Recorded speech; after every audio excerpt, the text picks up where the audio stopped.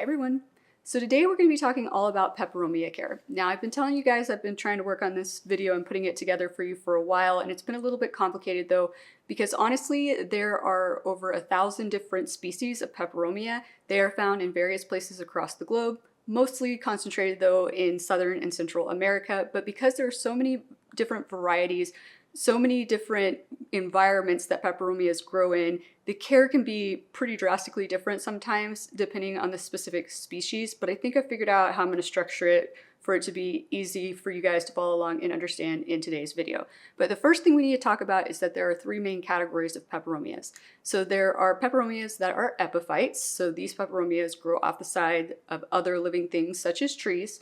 There are peperomias that are what are known as lithophytes that grow in rock crevices or off the sides of rocks. And then there's peperomias that are xerophytes. And these are your more succulent-like peperomias with succulent-like structures that store a lot of water so that these plants become more drought tolerant, if you will. Those are the three main categories that you're going to see in terms of peperomias that are houseplants. Now, when it comes to the growth pattern for peperomias, almost all species of peperomias are either going to be grown in an upright, compact bush type format, or they're going to be vining peperomias. And we will be looking at the peperomias that I own today as we go along in this video, and I do have some that are vining and some that grow in that upright bush-like pattern. But first, we need to talk about the root systems on peperomias.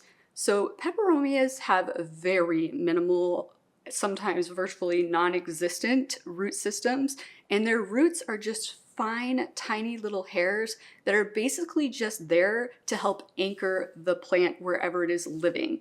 Now, because of that, these plants are very easily prone to root rot. And also though, because of that, because they are such fine roots, you have to be really careful if you let these plants dry out, and we will talk here in a bit about which of the varieties or species that you can let dry all the way out. But if you do let them dry all the way out, because those roots are so fine, if you go even slightly too long after letting them dry out, they just desiccate like that and the plant will die. So it is kind of a double-edged sword with this root system, because it's just, you can't let it dry out too much for too long, and you definitely don't want to overwater it. But as we go along today, I'm going to explain some things you can do to help mitigate that, if you will. So I want to talk next about soil, water, and light, because honestly, those three things are the big three that are going to vary differently depending on the species of peperomia, more so the light and your watering than the soil. So let's actually start with soil first, since soil is pretty much going to be the same for all of your peperomia species. You need a very well draining soil. However, you also really need a soil that will retain a little bit of moisture. You can try to grow peperomia in like my bonsai jack's gritty mix that I use for my succulents. They do, some of them, like I said, do grow as lithophytes, so they're growing on rocks or in rock crevices. But you have to think about it this way, you guys.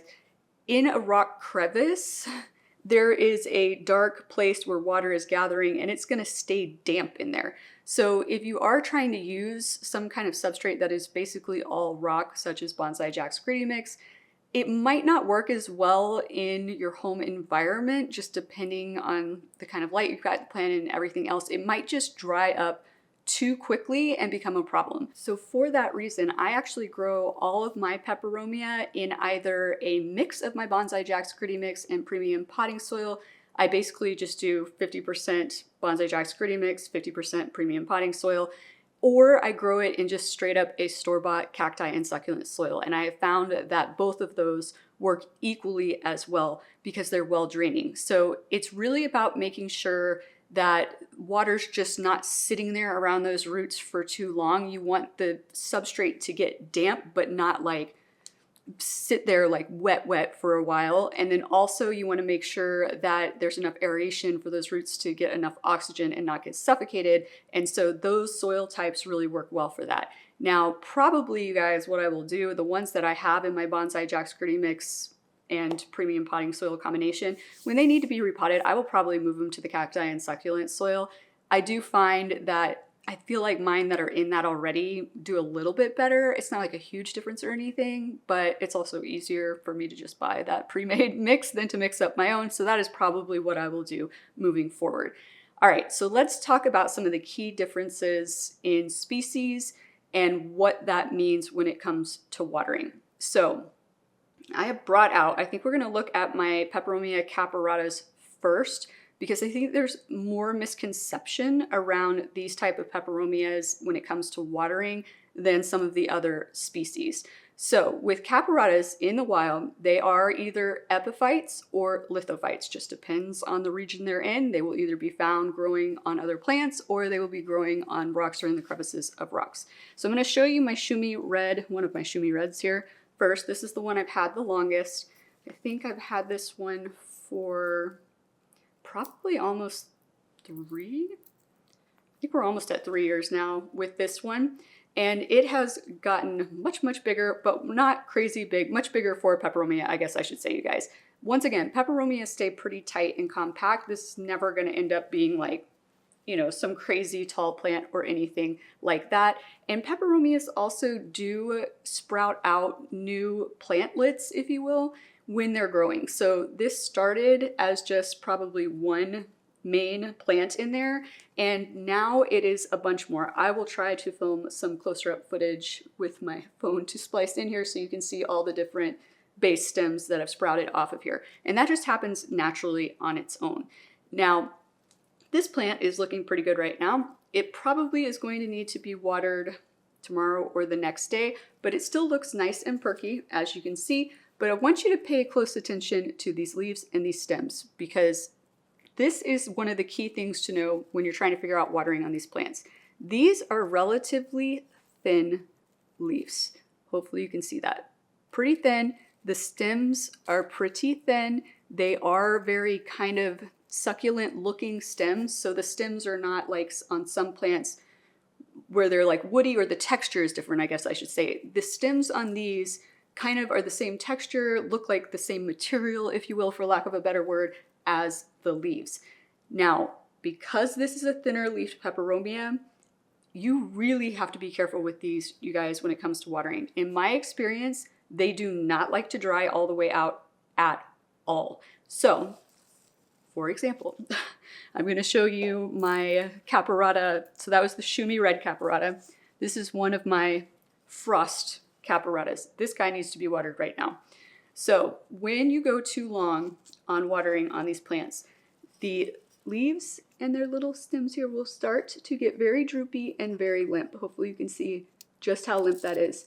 Look at how bendable this leaf is. Like, I can do this right now. If I tried to do that on the Shumi, get back up here for 1 second, I would break the leaf. There is some give, but if I tried to fold it all the way in half like I did over there, it would snap in two. This one, like I said, is going to need to be watered probably tomorrow or the next day. So there is a little give in these leaves already, more so than there would be if I had just watered it, for example. But if I were to wait another day on this guy, right now it's just the lower leaves being affected, as you see, but give it another day, maybe 2 days, the whole plant will have collapsed and start to look droopy like that. Now, if that does happen, you can get it to bounce back by watering it typically, but in my experience, Peperomias will tolerate that maybe a few times. But if you are doing that every single time, letting it get to that droopy stage before you water it, it is gonna eventually be like, enough's enough, and die off. And part of the reason for that is, like I said earlier, those fine roots are gonna be dry for too long, and then you're trying to rehydrate them, and eventually they're just gonna be desiccated to the point where they can't rehydrate, and then they're gonna rot, which is basically what we refer to as dry rot, because the plant roots were already dried up and you tried to water them, but they couldn't take on the water. So then they just sit there and water and rot. So you have to be really careful with that. Now here, probably gonna make a complete and total mess, but I want to kind of show you guys what I mean about not letting it dry completely out, because the top of this soil, like I can feel with my finger, feels pretty dry. But let me see if I can take him out without making a huge mess. Might be easier to show you on the Shumi. Let me try the Shumi. because honestly, that one is a little bit too dry. I should have watered it yesterday or the day before, honestly. Okay, the Shumi is going to be a better example. So, and he just wants to come out of his pot, so that's going to work well for you guys. Okay, so hopefully you guys can see that is still a bit damp. I hope you guys can tell. It is not like dry. It is definitely a little bit dry on the top, and you can see all my Bonsai Jack Gritty mix mixed in there, but it is not completely dry. This is a common misconception with this particular type of peperomia, or it's just a common misconception in general that peperomias, you need to let them dry completely out in between waterings. That is not true. These plants would not tolerate that because, like I said, I guarantee you this one's not completely dry either, but he's already starting to collapse on me. These thinner leaf peperomias really don't like to dry completely out. Now, you do want to let them dry significantly out, but not completely out. I find for these two, I can go about 7 to 9 days, and they're living really pretty far back from southern facing windows. They don't get a lot of direct light, but I still have to water them that frequently, and they are still a bit damp when I do. Now, let's compare that. Well, yes, let's compare that with this next plant over here. So I kind of feel like when it comes to peperomias, you have your thin leaf peperomias like I just showed you, which would be like your caparatas, your albovitata. Those are the two ones that I own that I can think of that are like popular house plants that you might have. But anything that is thinner leafed, like I just showed you, you have those. Then you have plants like this parallel peperomia, which scientifically is a Peperomia tetragona. You have these that have thicker leaves, but they are not succulent-like leaves. So let me show you a xerophyte peperomia real quick. This is a Peperomia gravelans. This is what I mean by succulent-like leaves. These are big, thick, fleshy leaves. Think like what you see on like my Graptovaria or my Echeverias. It is more like a true succulent plant versus this is a thicker leafed peperomia. Come on, camera, focus.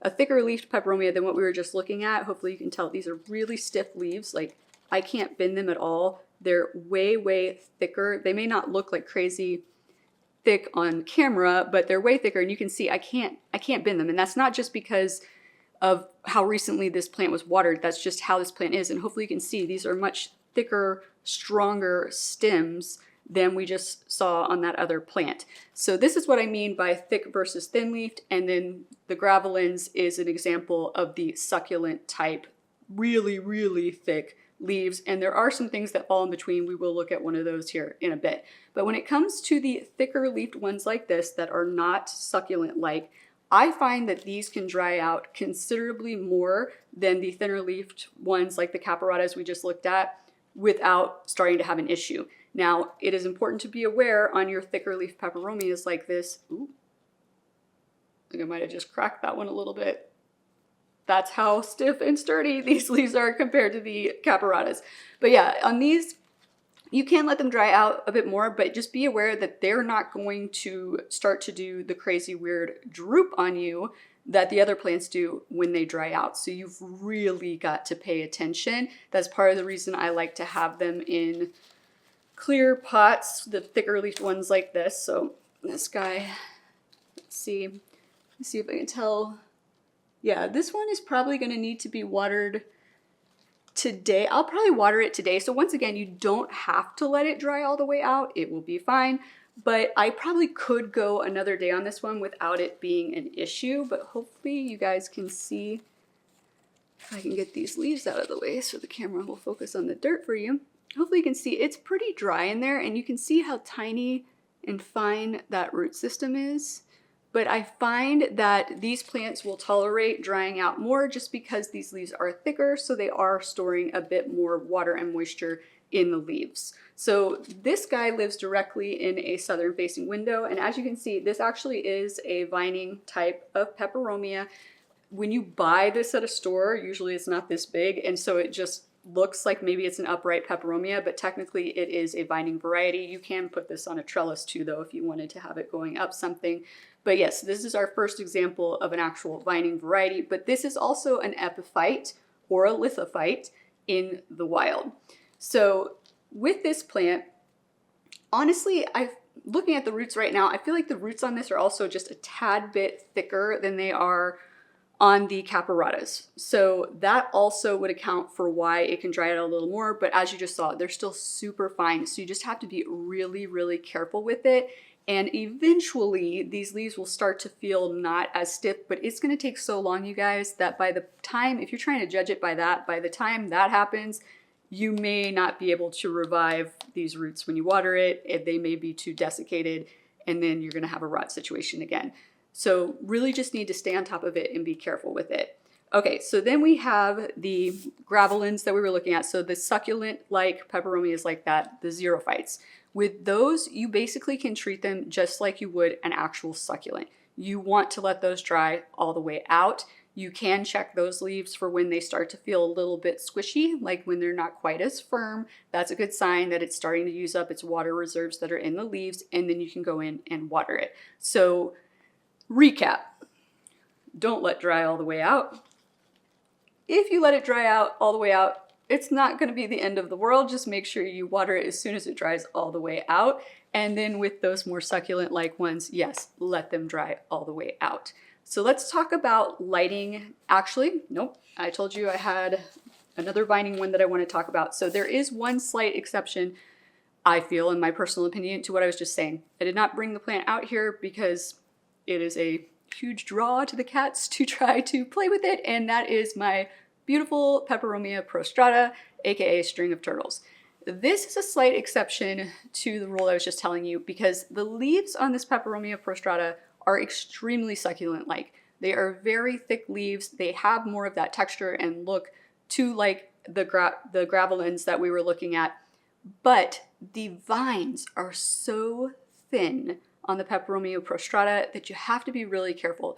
If you were to treat it exactly like the gravelins or other succulent type peperomias, the problem you might run into is, yes, the leaves are still nice and firm and full of water reserves, but those fine vines will start to dry up before the leaves are affected. So with my string of turtles, I try not to let it dry completely out.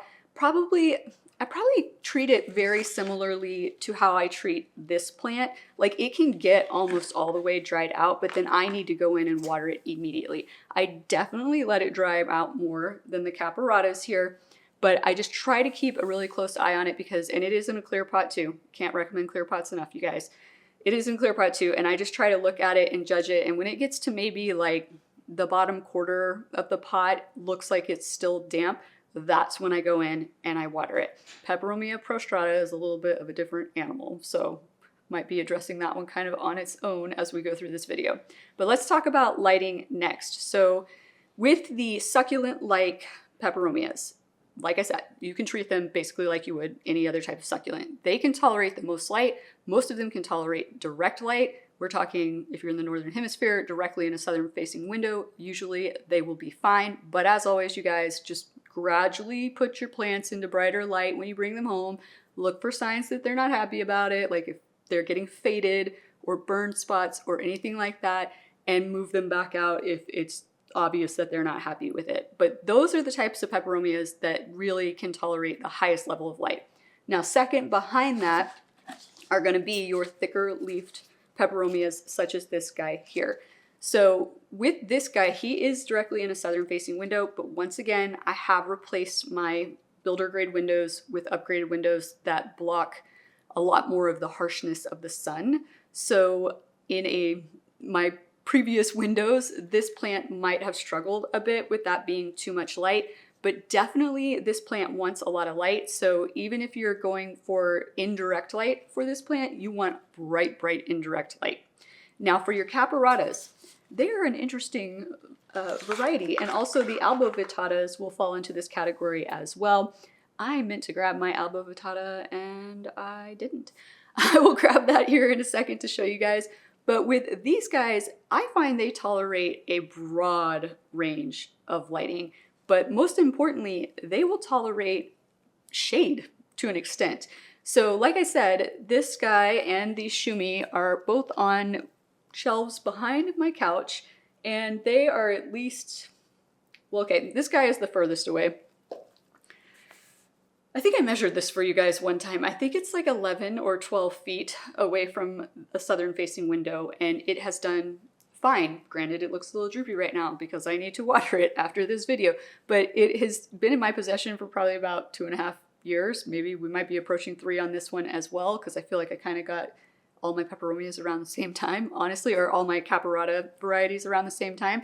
And it has done fine with that level of light. It doesn't look crazy. It's not like bald. It's not totally stretched out or anything like that. They really will tolerate lower levels of light well, and better than some of your other peperomias. So thicker leaf ones like this, not so much. Your succulent type ones, no, don't do that. Keep those in bright light, but these will also do okay in bright light, you guys. Sometimes in the summer when I'm not getting the direct light coming through the windows in the living room, I get a concern that maybe, like, even though I'm not seeing any signs that I should be concerned that these plants aren't getting enough light during the summer, sometimes I'll just move them to the back of the couch for a few days because I feel like maybe they need that extra boost, and I just keep an eye on them. And granted, I don't get the direct light coming through the windows, so that would be bright, bright, bright indirect light in the summer for them, and they do fine there too. I have to water them more frequently because they use up their water more quickly when they're in that brighter light, so keep that in mind when you're moving your peperomias around.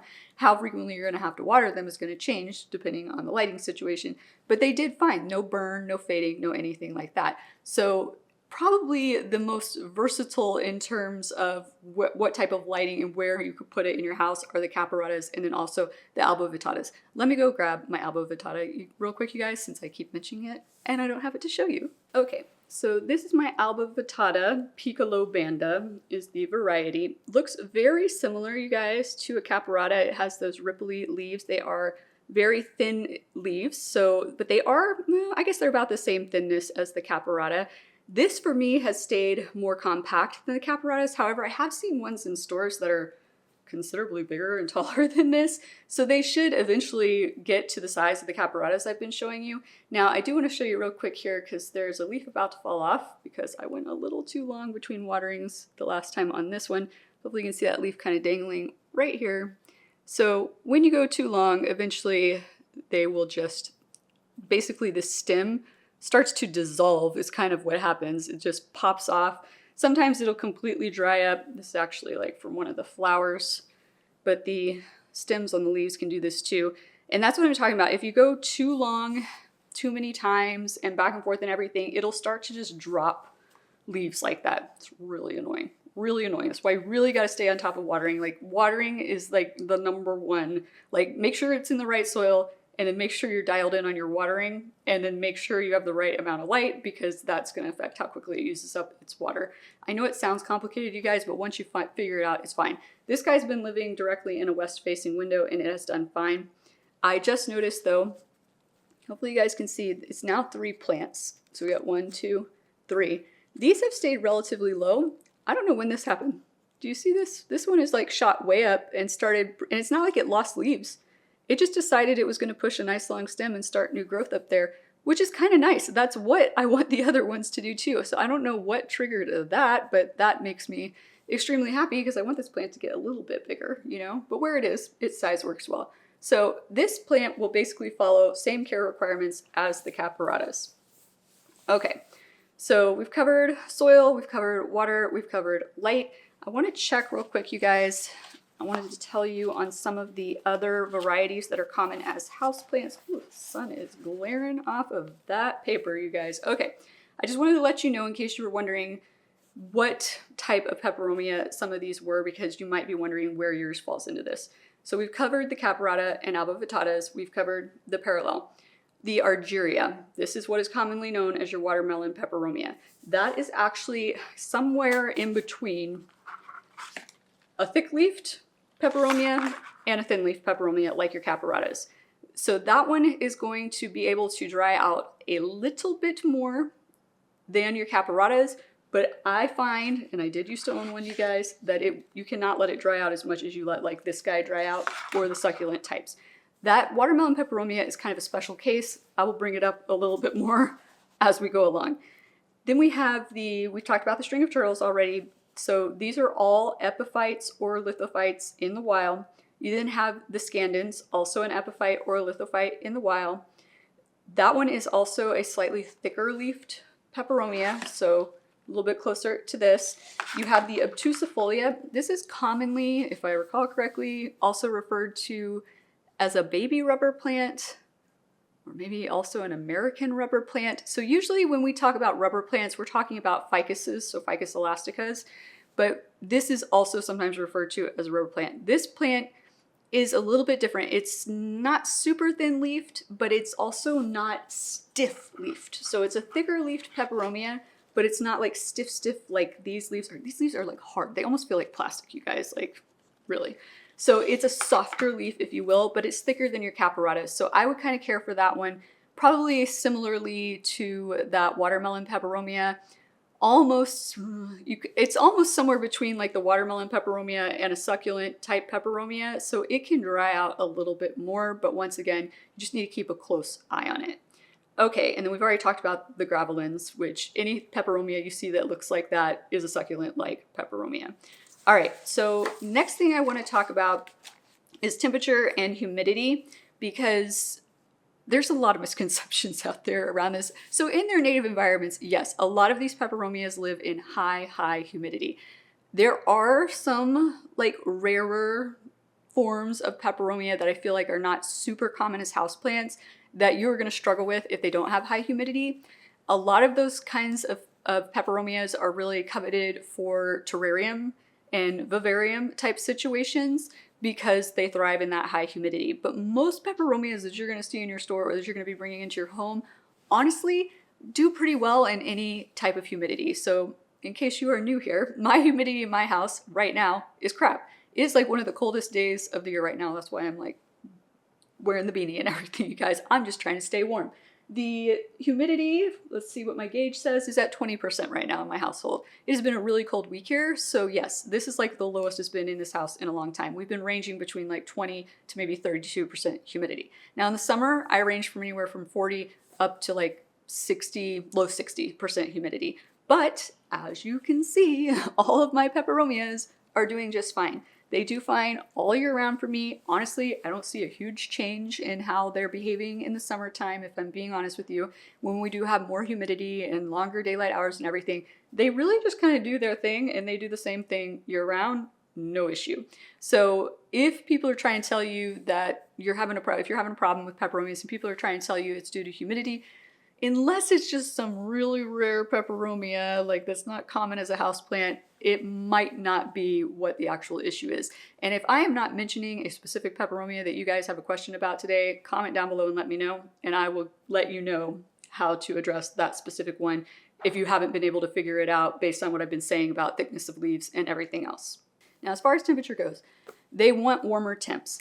I saw something somewhere a while back. Somebody posted that they grow more in the winter, and I just thought that was really odd. And so I did a lot of research. I could find nothing that suggested that peperomias grow more in the winter, and it doesn't really make sense to me because, like I said, most of them are concentrated in the wild in Central and South America, where it is quite warm most of the year in the places that they live. So that was just odd to me. I don't know where that came from. So if you guys have heard that, I don't think that's accurate. And in my experience, like I said, they don't grow more in the winter for me, and they don't necessarily grow more in the summer either. They grow pretty much the same rate year round, but once again, they also don't know it's winter in my house. So keeping temperatures between 50 to probably around like 75 would be an ideal range for them. If your house does happen to get, like if you lose heat and it's freezing cold like it is today, and your temperatures start to drop below 50, you might start to see some drooping, some cold damage, some things like that. But beyond that, as long as you're staying in those ranges, you should be fine. And as always, just make sure they're not like directly above a radiator where they're getting super hot, or directly below a vent where they're having cold or hot air blown on them, things like that. So let's talk about fertilization and basically nutrition next, because peperomias can be a little bit tricky. So most varieties I find are pretty laid back about it. So the caparatas that you've seen in mine and my alba vittata, they have done fine with just my regular balanced liquid fertilizer that I use once a month, or sometimes I will do it once every 2 weeks, assuming I'm having to water the plant once a week. In the summer, I will up it to once every 2 weeks.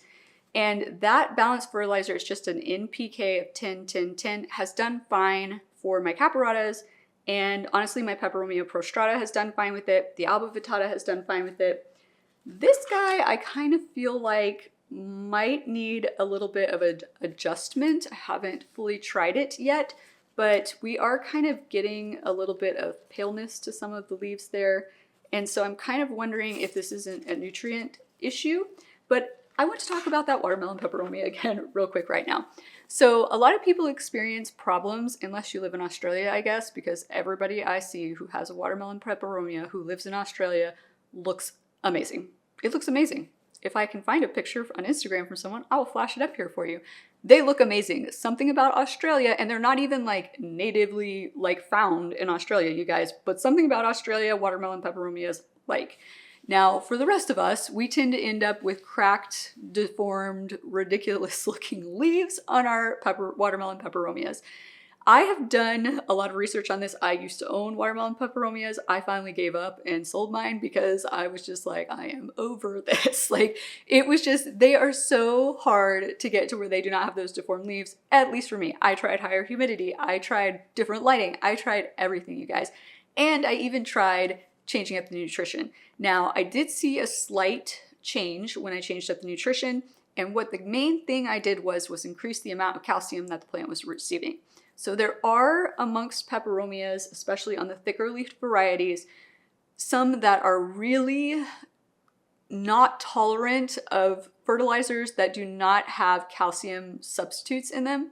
So for example, my liquid fertilizer, that is the NPK 10-10-10, it does not have extra calcium or minerals or anything like that in it. So for those types of peperomias, you might find that you need to supplement with something else. CalMag is something you can use. That is a calcium magnesium mixture that you can use as a supplement to your regular fertilization. Just follow the instructions on the bottle. I have heard about people doing home remedies such as eggshells, things like that. I have never tried that, you guys. Honestly, they make products specifically for plants to increase and boost their calcium. So I would start there first. That can be if you're experiencing problems such as cracked leaves, deformed leaves, paling of your leaves, assuming it's not related to it being in too much light. That can be what is going on. You can always just try to supplement and increase the calcium to kind of troubleshoot that and resolve that issue. But beyond that, once again, most peperomias, at least in my experience and in my care, have done fine with just the regular balanced fertilizer. All right, so let's talk about pests next. The good news is not super pest prone, probably because they are a little bit more on the succulent side just in general, regardless of the species. But do not forget that mealybugs love succulent type plants. So mealybugs are probably the number one pest that you might see on your peperomias. Although honestly, you guys, like I said, these leaves feel almost like plastic. They are so hard. I just find it hard to believe any pest would be able to penetrate these leaves. If anybody owns a parallel peperomia and has had a pest issue, comment below and let us know. I would like to know exactly what kind of pest thought he could break through these. But once again, mealybugs most likely to be the number one issue. Spider mites, the leaves are pretty thick. Spider mites really want to go for like the less waxy, less tough, really thin leaves, but you could potentially see them on a caparata. I don't think you would necessarily see them unless they just were really starved, like on any of your other types of peperomias. Obviously, thrips, scale, maybe, but really, I think mealybugs is the one you need to watch out for. Okay, so repotting. Just don't do it unless it absolutely needs to be done. These plants, because of those super fine root systems, honestly do not need to be repotted really frequently. If you find that the plant is just drying out way more quickly and you're having to water it way more frequently and you're just like, what the heck is going on? Then maybe it is time to repot it, because that would be a sign that the roots are just sucking up all the water super fast. The soil is drying out super quick because it's just more roots than soil. The ratio has gotten off and you need to repot it. But I mean, you saw like the roots in here. This looks pretty root bound, but I guarantee you this does not need to be repotted for quite some time. I think so I have repotted like every single peperomia I own, because when I bought it, it was not in the best soil type. So make sure when you buy them, they're in a well-draining soil. If they are not, repot right away into the correct type of soil. So that's why mine have all been repotted, but none of them have been taken up to a larger pot. None of them, not a single one of them. I'm trying to think to make sure I'm not lying to you. yes, in the like 2 to 3 years that I have owned all of my peperomias, I have repotted them into correct soil type, but I have never moved them up to a larger pot size yet. And honestly, this will probably be the first one that needs it because it is starting to dry out, I feel like, a little bit more quickly. But yeah, so that's really how I judge it. If it just looks like, hey, why am I suddenly having to water this more and more and more, then I will take it up. But because of that fine root system and the fact that it's so easily prone to rot, take it up to a barely bigger pot. Like if you could take a 4-inch up to a 5-inch, that might be my recommendation. Definitely no more than a 6-inch. So either 1 inch larger or 2-inch larger max. Okay, let's talk about propagation next. Propagation is so easy with these plants.